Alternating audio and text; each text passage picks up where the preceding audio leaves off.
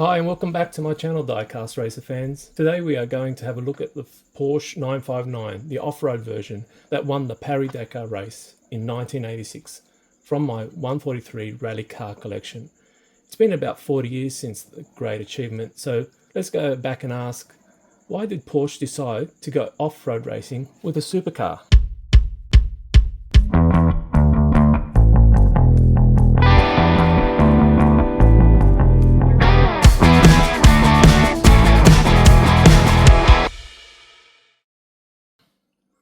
So when you think of Porsche, you think of some of the best sports cars you can buy, but also known for so much success in motorsport, succeeding in every format they participate in.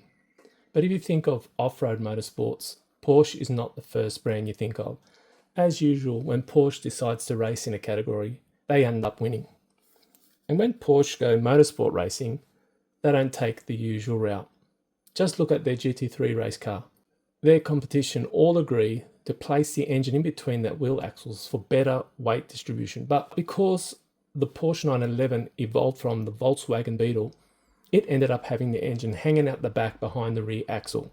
Not ideal. Still, they were able to make it work and make it win. So in the early 80s, when the Paris to Dakar race was run, most of the contenders were off-road vehicles. The first 5 were won by modified four-wheel drives, except for Renault's win in a souped-up family hatch, which they stuck a turbo and a four-wheel drive system onto it. Porsche were going through some turbulent times in the early 80s that led them to go away from their well-known Porsche 911, and it decided to modernize and build more conventional cars to keep up with their competition. This didn't work out well as Porsche customers were not interested in their new product. They all said, I want a 911. So in an about-face move, they decided to invest heavily in the 911. The platform was to be improved, and one of the advancements was to fit a four-wheel drive system onto it.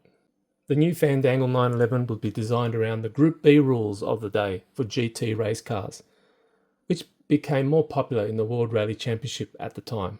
Porsche wanted to test their new vehicle, and what better race than the toughest rally raid in the world, the Paris to Dakar. The Paris to Dakar was the equivalent to rally raid races, as the Le Mans race in France was to sports car world championship, or the Indianapolis 500 is to IndyCar/kart open wheelers. Porsche stuck their new four-wheel drive system onto a relatively standard jacked up 911 body and went out in 1984 and won the 6th edition. They called it the Porsche 953.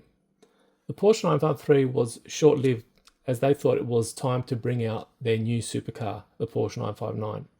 So a rally version of the 959 was entered in 1985, but with a non-turbocharged engine in the 953.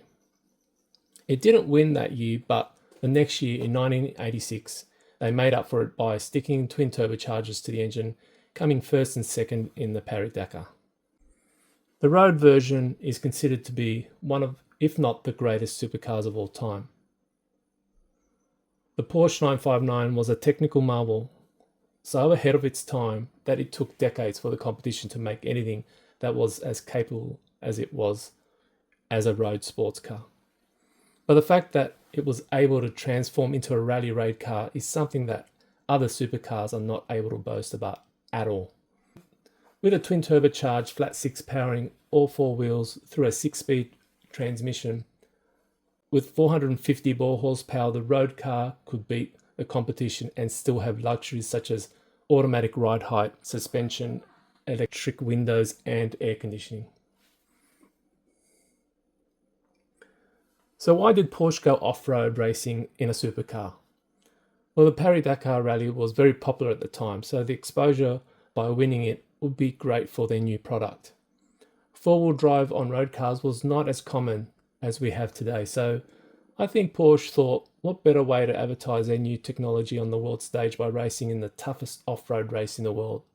Also, it was relatively cheap to race in the Paris-Dakar, as you didn't have to build so many cars to homologate them for racing. So let's have a look at this 1/4/3 scale model of the Porsche 959. It's a pretty good replica. As you can see, the Rothman sponsorship has been done away with for obvious purposes.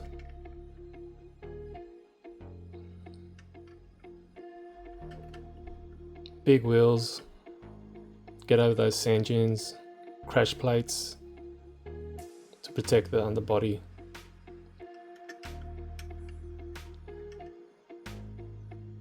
But other than the radiator there, extra radiator, and the lights, the bodywork was pretty standard compared to the road go version. It was very similar indeed.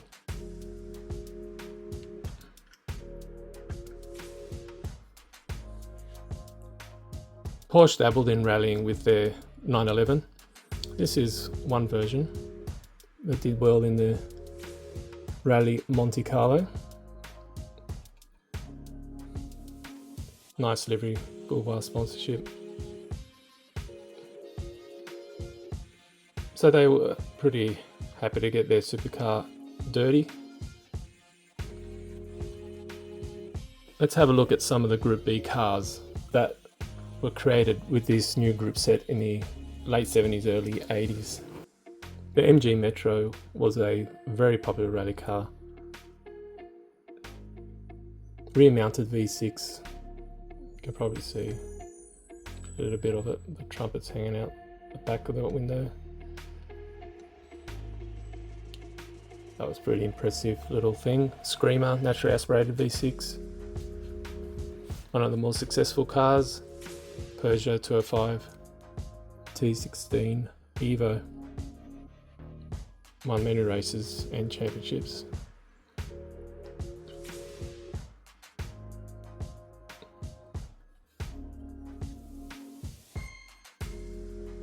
Very successful Group B rally car.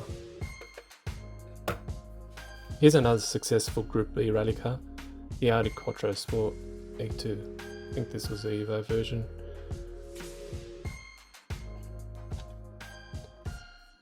Huge aerodynamics. I got to realise the importance of downforce.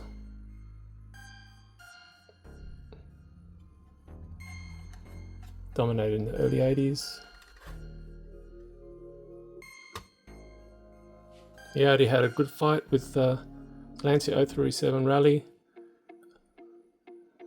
An odd one being two-wheel drive in this bunch. This is probably not the most famous one, the Martini sponsorship, but this one, the top tip, is a classic as well.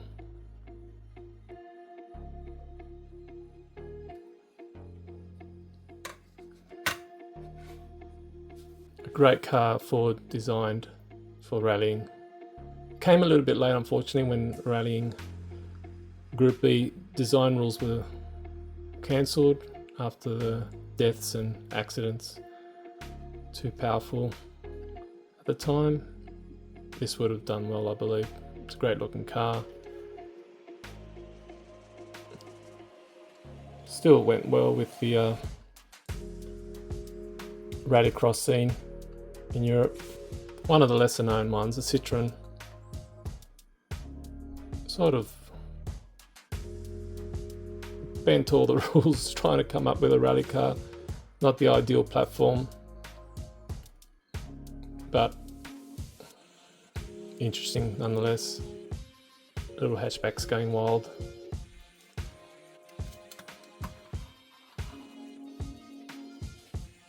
And probably my favourite, the Lancia Delta S4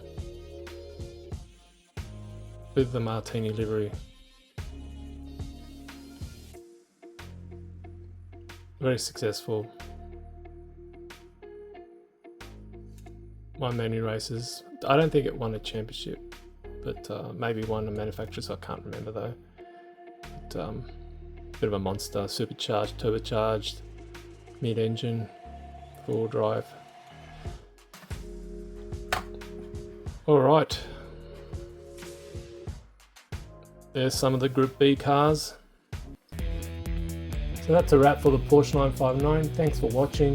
If you like this video and you want to see more videos like this, then please let me know by liking, commenting and subscribing. Click on the other rally related mini history videos I've done to see more. Share with other like-minded motorsport and diecast model fans. Until next time, cheers!